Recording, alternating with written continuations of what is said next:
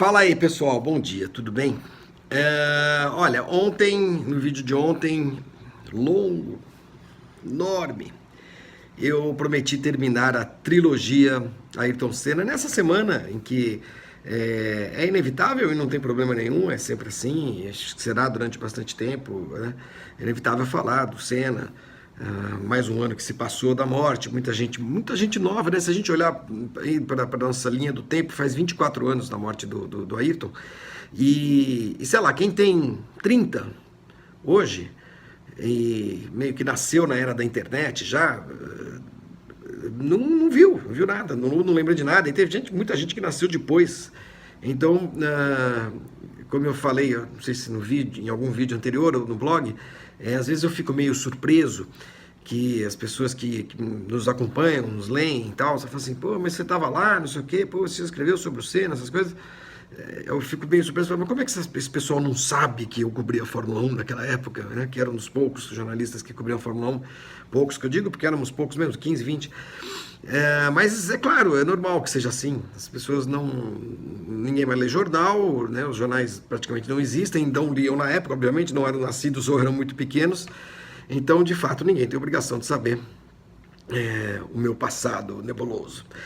Então, eu percebi em muitos comentários, li alguns, principalmente aqui nos vídeos do GP às 10, muitas perguntas, muitas dúvidas, e prometo, juro, até porque a semana está acabando, que esse será o último vídeo a respeito do Senna, lembrando, enfim, dados, informações, pequenas coisas de bastidores, como se diz, eu detesto bastidores, sobre aquele final de semana, enfim, tudo que aconteceu. Eu separei alguns temas aqui, que eu vou separar, que eu vou dividir, não separar, que eu vou dividir em dois. Primeiro, coisas do jornalismo, da cobertura, coisas de imprensa, e depois alguns outros tópicos que eu separei, por conta principalmente de uma sessão de perguntas e respostas no Twitter anteontem, à noite, entrando pela madrugada, e algumas coisas que eu acho que são legais destacar, né? Primeiro sobre imprensa, aqui eu não notei os nomes das pessoas, mas eu anotei os tópicos, tá? Então, algumas coisas que me perguntaram, perguntas recorrentes, por exemplo, sobre imagens do Senna morto, né? Olha, não há. Houve realmente um fotógrafo que registrou na pista como é que estava o Senna. Vou contar essa história rapidamente para vocês. O fotógrafo se chama Angelo Orsi, italiano. Na época ele trabalhava para a Auto Sprint, era amigo do Senna. O Senna tinha alguns amigos na imprensa especializada. E o Orsi, como era italiano, ele tinha uma estratégia de fotografar em Imola. Ixi, o vídeo vai ficar longo, bicho, vocês estão lascados hoje. Paciência.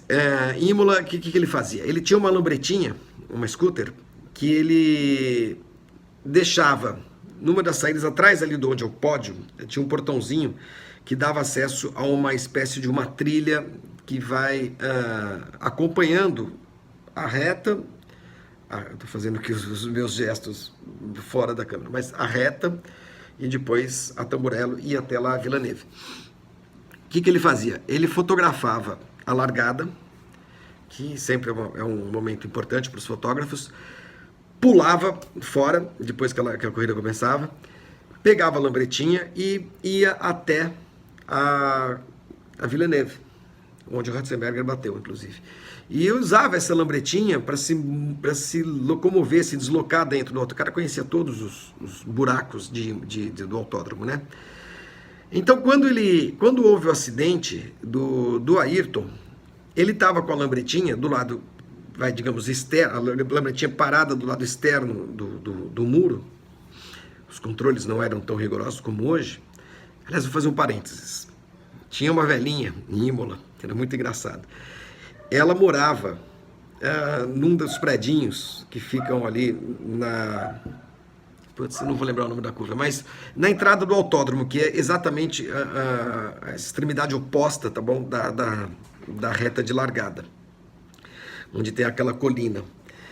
E ela, todo santo, toda santa quinta-feira ou sexta-feira, ela atravessava o parque, porque aquilo é um parque, com o seu carrinho de feira, e ia até o outro lado para comprar frutas, não, sei lá, laranja, morango, enfim, fazer as comprinhas da semana dela. E voltava por dentro do parque. E não tinha conversa, bicho. Quinta-feira de corrida, na semana da corrida, ela era a única pessoa que atravessava, entrava no autódromo sem credencial, sem passe, sem ingresso, sem porra nenhuma, atravessava com o seu carrinho de feira, passava pelo meio do paddock com o seu carrinho, ia até lá, comprava as maçãs, as laranjas, os morangos dela, voltava e ia para casa. Não queria nem saber. Aí alguém que ousasse interromper o caminho da velhinha. Grande barato. Vi essa velhinha algumas vezes lá em Imola. Bom, voltando ao Ângelo Orsi, o que aconteceu? Teve a largada, ele pegou a lambreta, foi lá para o outro lado para outra reta. Quando houve o acidente, ele pulou na lambreta de novo, voltou pelo lado externo, né? E parou exatamente na grade onde o Ayrton bateu, né? Ali a poucos metros. Pegou a máquina, meteu lá no alambrado e e saiu tirando foto sem ver o que estava fotografando. Não eram câmeras digitais, insisto, você tinha só o visorzinho. O cara mandou ver, fazia o foco mais ou menos e ia tirando fotos. E os médicos passando na frente, os comissários, não sei o que. Bom, quando o Orsi revelou os filmes, os mais jovens saibam que filme de máquina fotográfica se revelava. Você pegava a película, né? Película, acho que é isso. Ia num laboratório, botava lá numa solução não sei do que, papapá, revelava o filme, ampliava as fotos, pendurava num cabide assim, com pregador para secar e tal. E você só sabia exatamente o que você tinha fotografado na hora da revelação, quando você revelava. E quando ele revelou o filme, ou os filmes, ele percebeu que tinha fotografado sim, algumas das fotos tinham registrado como é que estava o rosto do Senna. E por ser muito amigo do Ayrton e tal, ele simplesmente decidiu não publicar essas fotos. Decidiu que não ia publicar. O que ele fez? Ele foi até a Auto Sprint, a redação da revista, avisou seus editores, seus chefes, olha, eu tenho as fotos, não vou publicar. E diz a lenda que ele guardou isso tudo num cofre. Aí há algumas divergências, talvez tenha comunicado à família, ou talvez tenha entregado, não sei se entregou, acho que não, para a família, mas o fato é que ele decidiu que, em respeito à memória do Ayrton, ele não ia publicar essas fotos. Esse é um dos casos, então é o Ângelo Orsi, o fotógrafo. O Norio, o japonês, que foi contratado pelo Senna, depois de um tempo, para segui-lo, onde quer que ele fosse, para fazer as fotos pessoais, na casa dele, em Angra, no avião, tal, não sei o quê. O Norio, até onde eu sei, não tem foto disso. Bom, outro caso ligado a jornalismo, né, a cobertura. Por que eu saí da Folha? Outra pergunta que muita gente fez. É bem simples, é bem simples. Eu fiz um bom trabalho na cobertura, sem dúvida, na segunda, na terça. E aí quando foi na terça-feira à noite, terça-feira ou quarta? Terça ou quarta? Quarta, talvez. Não sei. Enfim, alguém me ligou do jornal, eu estava lá no Novo Hotel, em Bolonha, e eu ouvi lá uma conversa meio dura sobre como é que foi a cobertura, como é que estava, como é que não estava. E aqui a avaliação do jornal, que na segunda-feira, a edição de segunda, a gente tinha ido bem, mas não tão bem quanto o Globo. E aí eu argumentei que essa era uma edição para ser vencida, né? Olha como a gente era, hein? A concorrência era pesada entre os 4 grandes jornais. Folha, Estadão, Globo e JB, que era uma edição para vencer na edição, não era exatamente na reportagem, porque da reportagem cada jornal tinha um lá e todo mundo tinha mais ou menos a mesma coisa, e o único que teve alguma coisa muito diferente acabei sendo eu com a história da minha namorada. Mas aí houve uma discussão que você devia ter ido para o hospital logo na hora da batida, você ficou no autódromo, porque você também estava comentando para a Rádio Jovem Pan e não sei o quê. Falei, sim, eu cheguei lá, fazia 10 minutos que tinha feito o anúncio da morte dele e tal, não perdi nenhuma informação. Tá, enfim, houve um certo estresse, aí no fim da conversa eles falaram assim, bom, tudo bem, então você vai ficar aí e vai ficar acompanhando o inquérito. Aí eu falei assim, não vou ficar aqui acompanhando o inquérito, eu vou voltar para o Brasil porque tem um enterro aí sexta-feira, foi na sexta eu acho, né? E eu preciso estar aí, eu sou o cara que cobre Fórmula 1, eu conheço os pilotos, os caras que vão estar aí e tal, não sei o que, eu preciso estar aí nesse negócio. Acho que o enterro foi na quinta. Você vai ficar aí, nós queremos que você acompanhe o inquérito. Eu falei assim, gente, esse inquérito vai levar anos. Eu não estou sem dinheiro, estou com fome, não como faz 3 dias, estou com saudade da minha mulher, quero voltar para o Brasil, preciso. E depois a gente vê como é que vai fazer essa cobertura. Mas esse evento, o enterro, tem que estar aí. Ah, não, nós decidimos, você vai ficar aí, pronto. Aí eu falei assim, não. Quem decide o que eu faço na minha vida sou eu. Então eu me demito e estou voltando, tá bom? Boa noite, obrigado. Desliguei o telefone. E foi por isso que eu saí da Folha. E quando eu voltei, inclusive foi engraçado, porque acho que foi na quinta, porque acho que foi isso. Na sexta-feira eu fui no jornal para formalizar a minha demissão. E ninguém na editoria de esporte sabia que eu tinha me demitido. Incrível isso. Tanto que eu cheguei, a minha coluna, que era publicada aos sábados, o warm-up, estava diagramada. O que é diagramada? Ela tinha um espaço reservado na página, eu estava só esperando eu chegar para escrever e tal. E quando eu cheguei, eu vi que estava diagramada, falei assim pro cara que estava fechando, né, o editor, o assistente na época, o Júlio Veríssimo, eu falei, Júlio, o que é isso aqui? Você está me entregando uma retranca aqui para eu escrever? Ah, tua coluna, tem que fazer, tem que fechar. Eu falei assim, cara, eu me demiti, eu estou fora do jornal. Foi muito louco. E foi assim que eu saí da Folha. Mais 2 casos ligados à cobertura, rápidos, prometo. Primeiro, é bastante curioso para vocês que acreditam em coisas sobrenaturais, né? Naquele ano, 94, eu continuei cobrindo Fórmula 1 para a Jovem Pan. E fui montando a minha agência, que no ano seguinte passou a fornecer cobertura de Fórmula 1 para vários jornais do Brasil inteiro. No fim de semana do Grande Prêmio de Portugal, estávamos eu e o Nilson César, narrador da Jovem Pan, que era o cara que narrava as corridas. E a Adriane Galisteu, ela estava em Sintra, acho que é isso, na casa do Braguinha, Antônio Carlos Braga, que era um banqueiro,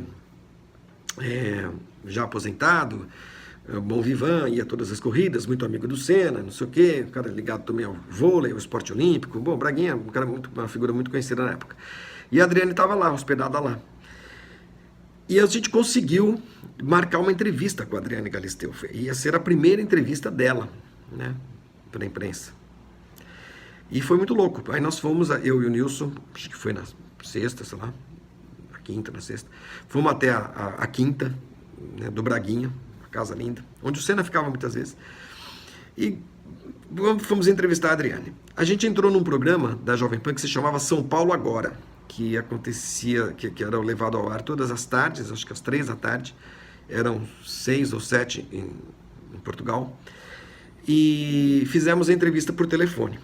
E eu levei um gravador desses pequenos, não o menorzinho, não aquele famoso, era um gravador até maior, que era da rádio, inclusive. Botei uma fita e nós no telefone, né, o Nilson falando, Adriane, não sei o que, passava o telefone para ela, não sei o que, passava o telefone para ela, a gente fazendo assim, e eu com o gravador, gravando a bagaça toda lá. Foi um programa inteiro com ela, foi muito, muito interessante e tal.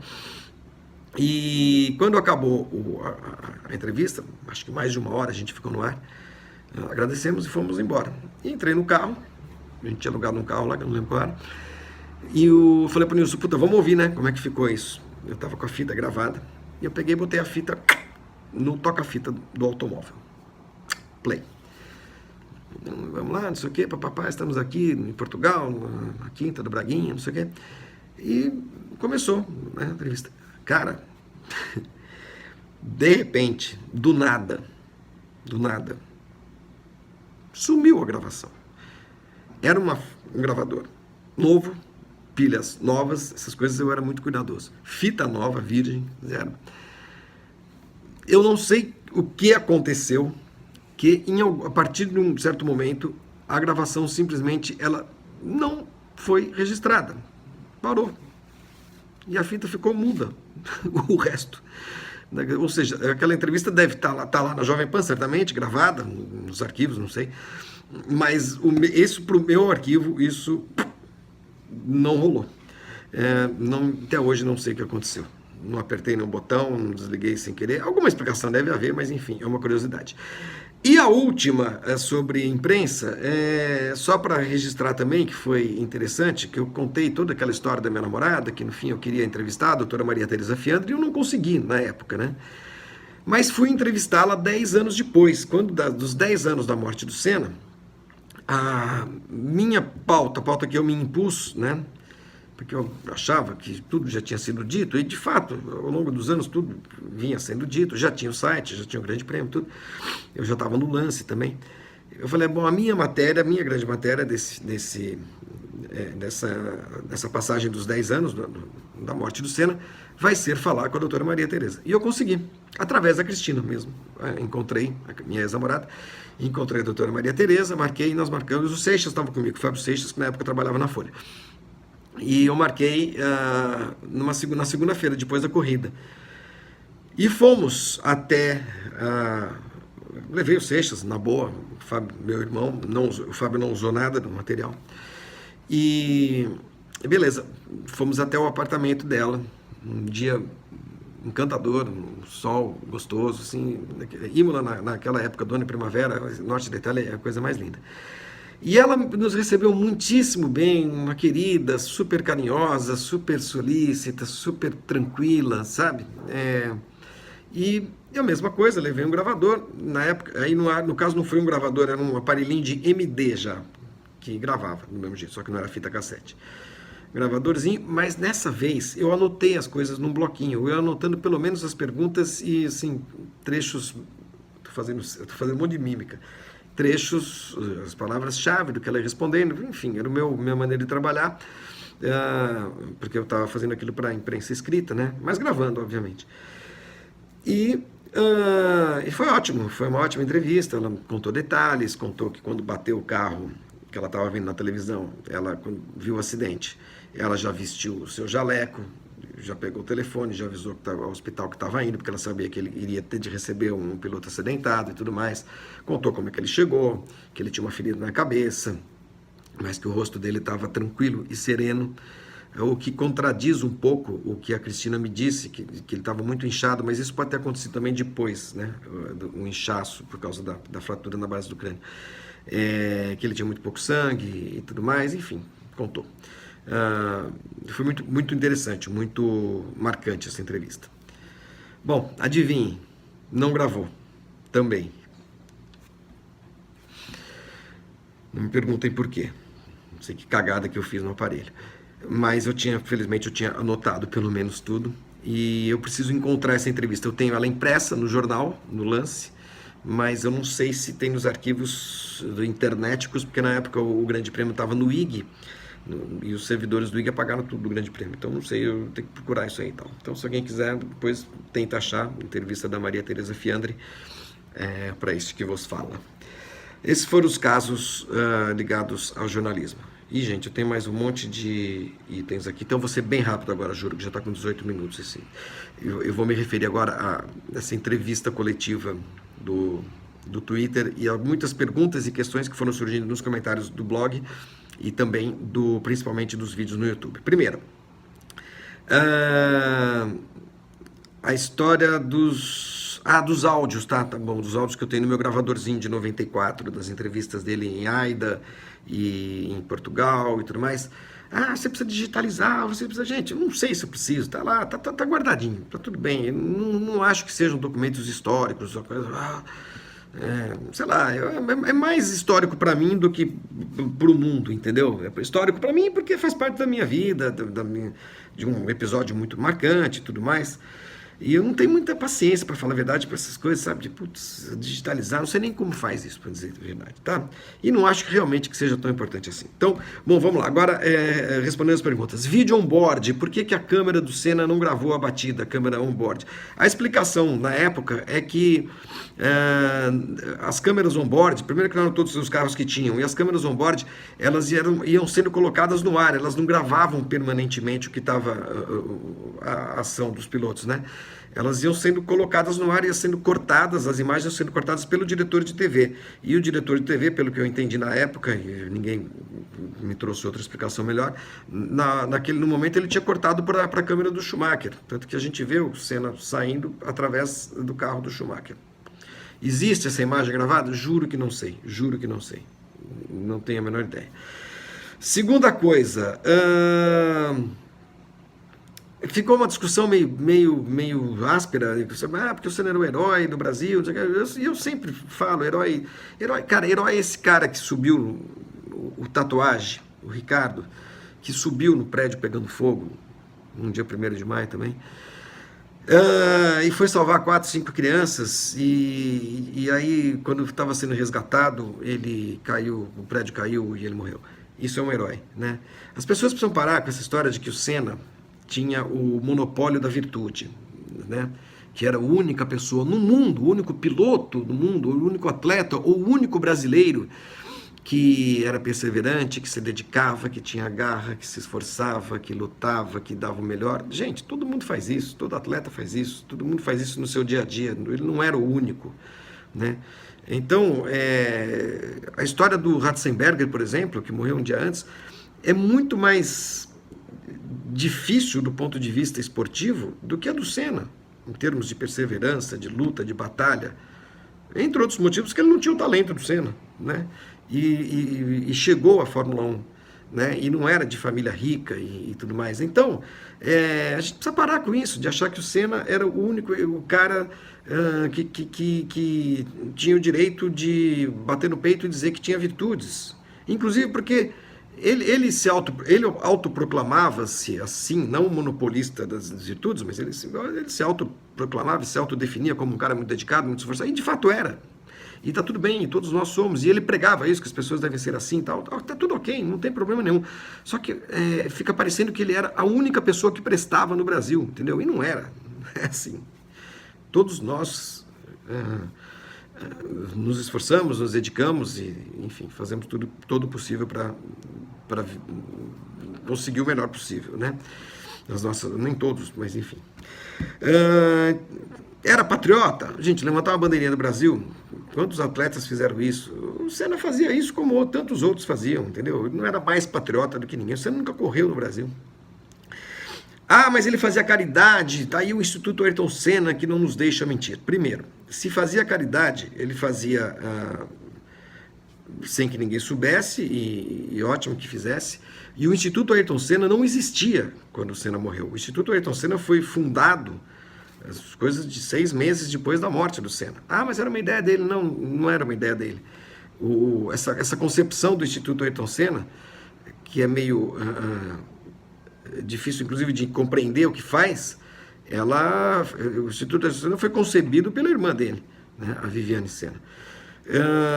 Sabe, porque fica essa coisa meio messiânica de que o Senna ajudava, o Senna não sei o quê, o Senna pagava, parece que o Senna mantinha, sabe, creches, instituições de caridade, escolas, e não, nada disso. Acho que ele ajudava a gente, possivelmente, mas o Instituto Ayrton Senna não tem, inclusive, essa característica. O Instituto Ayrton Senna, se vocês entrarem lá no site do Instituto Ayrton Senna, vocês vão ver que ele, na descrição das suas atividades, diz lá que impacta não sei quantos milhões de estudantes. O que impacta?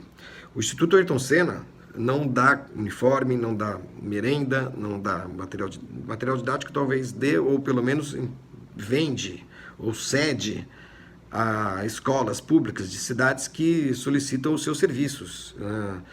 Importa aí uma doutrina educacional, materiais didáticos e aparentemente treina professores, é tudo que eu sei, né?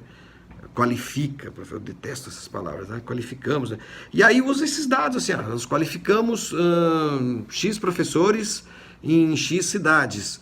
Nessas X cidades há X alunos, e aí você coloca lá, impactamos 20 milhões de alunos. Porra, isso aí você olha, o desavisado fala assim, puta que pariu, nossa, como o pessoal do Instituto Ayrton Senna é bacana, dá dinheiro, sustenta escolas. Não, constrói escolas, nada disso, gente, nada disso. O Instituto Ayrton Senna tem lá a sua função, que considera importante no espectro educacional. Não sei se porque a educação no Brasil continua uma bosta, né? Não sei exatamente o que o Ministério da Educação se trabalha junto, próximo, o que acha dessas... Eu não estou fazendo aqui nenhuma crítica nem acusação, tá? Por favor, que fique bem claro. Eu estou apenas dizendo, e aí eu posso dizer com muita clareza, que o Instituto Ayrton Senna não é uma instituição de caridade, tá? Não é o Exército da Salvação, não é uma ONG que ajuda pessoal da Cracolândia, ou que ajuda sem teto, sem terra, diminuir a pobreza do país. Não é nada disso. O Instituto Ayrton Senna tem lá uma visão de mundo, as pessoas que controlam, de que pela educação você consegue melhorar o país, então eles importam um método de ensino qualquer, que espalham não sei com quais critérios e sob qual autorização do Ministério da Educação do governo do país para escolas públicas e treinam professores. É isso que eu entendo como atividade do Instituto. Então vamos devagar com essa história de que, porque ele é um herói, porque ele ajudava as criancinhas pobres. Não tem nada disso, gente. Não tem nada disso. Nada disso. Quer dizer, não sai dinheiro, né? Sai de custeio, talvez, dos seus funcionários e tudo mais, de material para treinar, não sei o quê, mas não sai dinheiro em forma de doação. Por fim, última coisa. Nossa, 25 minutos, puta que pariu. Última coisa, um cara me escreveu assim, mas o Senna era um herói porque ele salvou 2 pilotos de que 2 carros estavam pegando fogo. Falei, quando foi isso exatamente? É a tal da história de ouvir falar, alguém contou, eu li não sei aonde, hoje tudo assim, né? Eu li não sei aonde, alguém me falou, ouvi falar. O cara estava se referindo, provavelmente, ao Eric Comás, o acidente do Eric Comás, os treinos na Bélgica em 92.